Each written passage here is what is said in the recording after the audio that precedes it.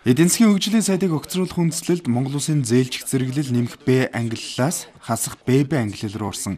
Гадаадын шууд хөрөнгө оруулалт өмнөх оныхоос 50% буурсан. Ам долларын ханш өснөөр бараа бүтээгдэхүүн үн өсч, иргэдийн амжиргаа доройтсон. Инфляцийг 8% барих амлалтаа биелүүлээгүй 12% хүргэсэн. Төсөл хөтөлбөрөө бэлэн болгоогүй байж гадаад зах зээлээс Чингис бондыг өсгсноор улсын өрийн хэмжээг нэмэгдүүлсэн гэж тодорхойлоод байна. Монгол төгрөгийн ханш дэлхийд хамгийн хурдтай унсан үндэсний мөнгөнд тэмдэгтийн нэгээр тодорлоо. Венесуэл тэр өмнөд Судан ингээд дайнтай улсуудтай адилхан. За нэг хүнд ноогдох дотоодын нийт бүтээгдэхүүн 3400 сая ярддаг 2800 болж буурлаа. Монголын системийн өөрчлөлтийг хийхэд улс төрийн намуудыг өөрчлөхөд, улс төрийн намуудыг гишүүнчлэгөө олгоход яагаад ардын нам хоошин чангаж байгаа хэрнээ ийм том суур өөрчлөлтийг хүсэхгүй байгаа хэрнээ өнөөдрийн энүүгээр Монгол яаж өөрчлөгдөн гэж төсөөлсөн юм бэ? Уянгаа гишүүн хэлж байна. Энэ Монгол ардын нам руу дайраад энэ 20 жил юу бүтээсэн гэж. 20 жил юу бүтээсэн гэдэг хүнээс би өөрөөс нь зөвөр бас байсан бол асууч байгаа. Ямар нийгэмд хүмүүжээд, ямар боловсрол эзэмшээд ирсэн хүн бэ энэ хүч гэж. Төмөр замын асуудлыг бий бодохдоо бол 30 жил, 40 жил, 50 жилийн урт хугацааны хөрөнгө оруулалтаа тавьж хийх ёстой гэж ойлгож байна. Өнөөдөр 5 жилийн дараа төлөгдөх энэ Чингис бондоор ийм бүтээн байгуулалтын ажил хийгээд байгаа нь өөрөө энэ улс орны чинь өрийн дарамтанд оруулаад цаашлаад хөгжихгүй асуудал яригдэж байна. Сонгодог удаа жинхэнэ үр ашиггүй мөнгөд анх хөгжлийн магадгүй мөнгө орж ирэхдээ 580 сая доллар төрийн засгийн газрын үед орж ирсэн. 2012 оны 3 сарын 21-ний өдөр хаяр басаад сангийн сайд байсан. Батуул Жирэмский сайд байсан. Таранамскийг барьж ирсэн. Тэгэхэд тэр 580 сая доллар 6 сар нэг ч эдийн засгийн хэрэглэлд ороогүй, нэг газар хүүтэй байшаагүй хэвтүүлсэн шүү дээ. 9 сард бид нар ачаа тэр эдийн засгийн хэрэглэлд оруулж эхэлсэн. Энэ бол харин босгүй зүйл. Бид нар бол энэ мөнгийг орж исэн өдрөөс нь эхлээд гадаад дотоод зах зээлд байршуулад явцгаа гэж. Өөрөөр хэлбэл энэс хүүтэй мөнгө аваад тодорхой төсөл хэрэгжүүлж эхлэхээс өмнө банк санхүүгийн байгууллагуудад авсан хүнээс илүү өндөр хүүгээр байршуулад хүүгээ төлөөд ашиг олж явсан гэсэн үг.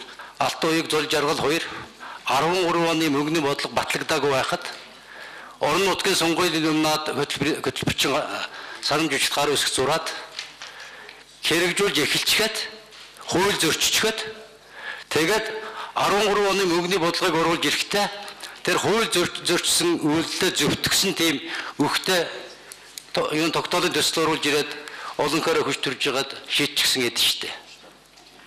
Энийг ойлгож байна уу юу? Сургуулийн хүүхдийн формыг хийж, формын үнийг өсгөх гэж тэгж бондын мөнгийг зарцуулах гэж гаднаас энэ үнэтэй мөнгө зээлээгүй гэж бодож байгаа маа. Төмөр замыг бас ярьлаа, далан бариад байгаа гэж байна. Энэ ямар зам баригдаж, ямар үр ашигтай байхын нийт иргэдэд одоо их хурлч гэсэн танилцуулга байгаа шүү дээ. Далан барьж байгаагаа бас бүтээн байгуулалт гэдэг. Би бас чуулганы танхим дээр хэлж ирсэн. Бүтээн байгуулалтыг одоо юу гэдэг манай Эрдэнэт Багнуур Данхныг одоо бүтээн байгуулалт гэж хэлнэ.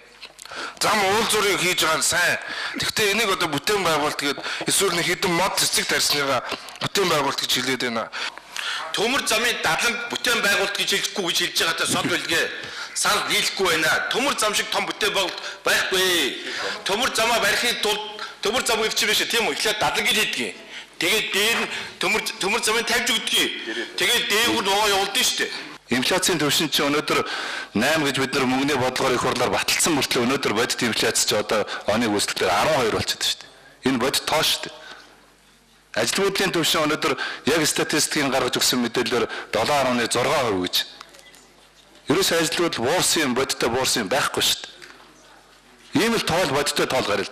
Ингээд дотоодын нийт бүтээгдэхүүн макро эдийн засгийн чинь 5 үзүүлэлтүүд нь 5-аар хасгалчаад байна шүү дээ. Ажлын байрны хувьд шууд утгаараа 11 мянган ажлын байр болсон, шууд бус утгаараа 30 мянган ажлын байр бий болгосон. Бодоод үз. 4 жилийн настай засгийн газар болгон 5 тэрбум долларын өр тавиад бай гэж боддоо. Дараачих нь 5-ыг тавина. Тэрний дараачих нь өмнөх нь тавьсан чинь би 50 гин. Ингээд ажил хийдгүү, бүтээж босгодгүү, хариуцлага байхгүй, зээл аваад замаас нь талын гудраад ингээд их орныг дуусгах юм л юм болоо. Монгол Ардын намын шинэ удирдлага засгийн газарт орохын тулд жүжиг тавьж улс төрийн шантаажийг эхлүүллээ хэмээн зарим гишүүд хардлаа. Бондын мөнгнөөс эдэлцмээр байдаг ч олдохгүй болохоор засгийн газарт хамтрах шинэ санаачлагыг гаргасан гэж байна. Мөн олонхын бүлэг сайдуудаа хамгаалж үлдэнэ гэдгийг мэдсээр байж цаг үрж байгааг онцоллоо. Харин энэ бол хариуцлага гэдэг зүйл байдаг юм шүү гэдгийг ойлгуулсан акц гэдгийг Монгол Ардын намынхан сануулж байлаа. Жил бүр тодот сая 24 хоног явахдаа ард иргэдтэй уулзлаа тэдний саналуудыг сонсоход ерөөсөө хариуцлага тооцоо. Алтан уугийн засгийн газарт хариуцлага тооцооч. Энэ үний өсөлтийг яах гэж байгаа юм бэ? Энэ удааны асуудлыг яах гэж байгаа юм бэ? Энэ баг нуурын үрсийг тарааж ингэж биднийг хөөд толтогтой одоо хольж утгаж ингэж байх шаардлага байгаамаагүй юм. Үнэхээр ард түмнээ бодож байгаа бол тэр калори ичлэг сайтай алга толгойн үрсийг эсвэл одоо тэр 5 толгойн үрсээ авчираад өгж болдгүй юм уу? Юмд эрүүлэр хандах хэрэгтэй. Энэний ард хэн нэгний бизнес яваад байгаа юм биш үү? Ухаалаг төргөж ийм төрийг ухаалаг төрөх юм уу? Баг нуурын үрсийг савлаг төрийг ухаалаг төрөх үү? Тэр 3000 гаруй асуулт дотор ийм асуулт бол маш их байна. Тэгэхээр энэ бодит дүгнэлтүүдийг бид нэр эргэж харж ээж өнөөдрийн одоо энэ үндслийг болгож өгч байгаа. За өнгөрсөн олон жилийн хугацаанд ардын нам засаг барьжсан та нар барьж явах хугацаанд чухам юу хийсэн? Өөрсдөө хийж чадаагүй гэдэг асуудлыг тавиад байгаа. Бидэнд алдаа байсан байж болно. Монгол ардын намд алдаатай зүйлүүд байсан байна. Өнөөдөр ард иргэдийн амьдрал гүнд нь орж за сонхны санаас амьдралыг харах биш бодит байдал дээр бид нар орж иргэдийн одоо тэр нийгэмд үйлчлэхийн төр үзүүлэх хэрэгтэй байсан бид нар алдсан юм байна. Энэ утгаараа энэ иргэд бас ардын намд итгэлэнд жоохон бага зэрэг буурсан юм байна.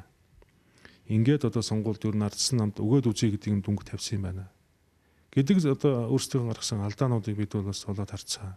Цаашлаад одоо энэ нийгэм руугаа энэ хүн ард руугаа өргөн төмнөр рүүгээ хандаж очиж уулзаж ярилцаж тэдний саналуудлыг сонсож буцаад их хурал дээр тавина. Ахаач тавина. Одоо намрын чуулган завсарлал нь өчнөө олон улс ярих хийх ажлууд их байгаа. Энэ дунд орж иргэдтэй уулзаж Улаанбаатар хотын хүн амын одоо Монгол улсын хүн амын 50% хотод амьдарч байна. Үндсэн одоо эдийн засгийн бараг 95% нь энэ Улаанбаатар хотод эргэлдэж байгаа. Энэ том зах зээлд энэ одоо ард иргэдийн дууголыг сонсож цаашдаа явахгүйгээр бид урагшаалахгүй. Ингээхийн тулд энэ засгийн газарт хариуцлага тооцсон. Өнөөдөр огцруулдаг бол дараа нь ахаад нэг өргөн барина гэж бямцгтаар хэлсэн. Ардын намын бүлгүүл одоо бол эрчтэй хүчтэй ажиллана. Бид бол энэ алдаагаа засаач, хариуцлага тооцооч гэж үг хэлээд байгаа. Эхлээд хариуцлага тооцдог болмоор байна. Тэгэхгүйгээр алдаа гаргасан хүнээ толгойг нь илчээд өөрөөсөө одоо ингээ бүлэглээ хамгаалаад байх нь ерөөсөө Монголын хөгжилд цаашдаа энэ бол тийм нааштай үр дагавар хийж авчихгүй. Өнгөрсөн 4 оноос хойш явж ирсэн хамтарсан их хвслийн засгийн газар 4-8 онд 8-аас 12 онд хамтарсан засгийн газар байгуулсан. 8 жилийн хугацаанд дотор энэ арс намтай бол төрийн үйл ажиллагаа засгийн үйл ажиллагааг бол өдөртөн чиглүүлж ирсэн. Улс орныг удирдах авч явсан. Гарч ирсэн шийдвэр болгон дээр арс намтай бас ярилцаж зөвшөөрлөж эдний одоо дуу хоолой бас орж бодлого шийдвэрт нь оролцож явж байсан. Зөвхөн одоо ардын намд бас ингээд алдааг нь чихээд арслан нам одоо юу ч мэдээгүй одоо бид мэдэхгүй зүгээр энэ эрх барьжсэн хүчин биш гэдэг утгаараа хандна гэдэг бол одоо жинхэнэ харамсалтай зүйл болж байгаа. Өрөөсгөл зүйл болж байгаа. Өөрсдийн хийсэн бодлого шийдвэрүүд байсан. Баяр цог сангийн сайд байсан. Алтан уугийн өрөө сангийн сайд байсан. Дараа нь дэргүн шадар сайд байсан. Энэ оюутлогын гэрээг одоо явуулахад баяр цогт хин ганс өх алтан ууг гэдэг бүгд оролцож байсан шүү дээ. Бүх сайд нар л байсан. Хариуцлагатай сайд нар бүгд л байсан. Батулга сайд хүртэл одоо зам тээвэр хот тоглолтын сайдыг л байж байсан. Өмнөх засгийн газрын үед нь алтан уугийн сайд ч юм уу сангийн сайд хэсэл хийж исэн тэр хэлбэр дөржиг ерөнхий сайд байхад 4 онд их хвслийн засгийн газар гэдэг. Ингээд энэ 8 жилийн хугацаанд бол ерөөсөө хамтраад энэ улс орны том бүтээн байгуулалтын ажлуудыг явуулах зүйтэй байна гэдэг шийдвэрийг хоёр намын удирдлагууд шийдвэр гаргаад хамтраа явсан. Оюутлогоо хөдөлсөн, 5 толгоо хөдлөсөн. Огт байхгүй юм шиг юм яриад байгаа. Ерөөсөө огт байхгүй одоо байж байгаа бид Чингис Бондыг босгоцсон гэж бас яриад байх шүү. Энэ эдийн засгийн үзүүлэлт энэ суурин дээр чинь үндэслэж улс орныг үнэлт өгч энэ Чингис Бондыг чинь 4.425 525 500-ны одоо 25 гэдэг энэ хоёр хувийн хүүтэйгээр л одоо энэ их хүсрэг л олсон шүү.